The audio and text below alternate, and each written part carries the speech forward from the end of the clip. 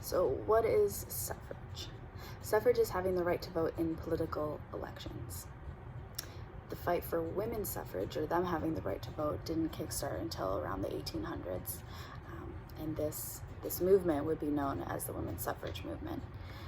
And during this time, many different types of reform groups all across the U.S. were forming.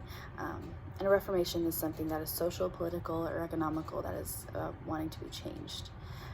So these groups participating in these reformations would be religious movements, anti-slavery organizations, and moral reform societies, all in which women played a huge role. And not only that, but while the Civil War was happening, or while World War I was happening, as the men would go off and fight, women were there to take over the jobs and start, picking up the slack so that society can keep running. At this time, I believe that women were starting to believe and understand that they had more potential and could be more of an impact than what had been projected on them in the past, such as being a good housewife and taking care of everything at home and never really having an opinion or something to say. They kind of just took care of everything. But moving forward to what kind of started this whole women's suffrage movement would be the Women's Rights Convention, and this was held in Seneca Falls, New York in 1848. And what had prompted this convention to kind of form would be that Elizabeth Cady Stanton and Lucretta Mott, they wanted to attend an anti-slavery convention, a world convention that was held in London, but they weren't allowed because they were women. So they, a couple years later from that, they held the Seneca Falls Convention, gathered a group of activists that came to discuss the problem of women's rights. Now, most of these people were women, yes, but there were also a few men. So, yay men for supporting women.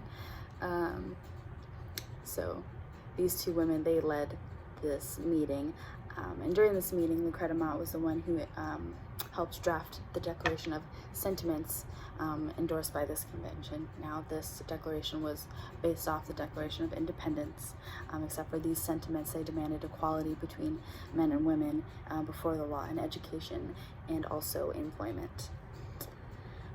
Most of the individuals that were attending this convention, they collectively agreed that women were independent and deserved their own political rights and identities. So this meeting was, I guess, the unofficial launch of the women's suffrage movement that was held in the United States. Women's activist groups started forming as more and more people started joining this movement. So some of these activist groups would be the National Women's Suffrage Association, which was led by Carrie Chapman Catt. And this group is a little more conservative. Carrie also helped found the Women's Peace Party and the International Women's Suffrage Association.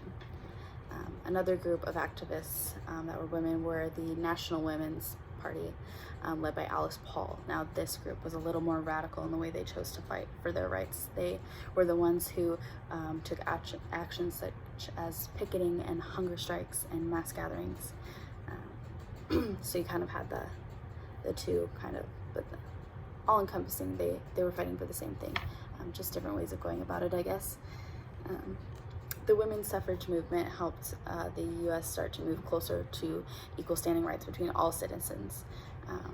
It started breaking down the walls that had stated that women were inferior to men, which in fact was not true, as women had stepped up in the past. I'm just going to kind of give a little rundown of the timeline of this whole movement from beginning to end, kind of just to pinpoint what was happening at that time. So, like I had said earlier, Mott and Stanton weren't allowed to go to this anti-slavery convention in London. That was in 1840, and so it had been a couple years before they held their Seneca Falls Convention, which was in 1848. In 1850, Worcester, Massachusetts became the site of the first National Women's Rights Convention, and during this time, the alliance with the abolition movement is formed. In 1866, however, Stanton and Anthony, as we all know Susan B. Anthony, she was kind of a face of women's suffrage. Both of them formed the American Equal Rights Association, and that was dedicated to the goal of suffrage for all, regardless of gender or race. In 1869, these women, they found the National Women's Suffrage Association, which I had briefly talked about. And there was also the American Women's Suffrage Association, which I guess I didn't really touch on, but Lucy Stone was the head of that. In 1878, the Women's Suffrage Amendment was proposed to Congress. And then in 1890, those two groups, the one that Stan and Anthony ran and the one that Lucy Stone ran, they merged because they realized it'd be better together rather than apart. So they merged to kind of get statewide support and try to go about it that way on the state levels. So between that, the dates of 1890 and 1925 is the progressive era. So women from all backgrounds enter public life. Their roles expand, increasing like political rights for women, or just like fighting for those.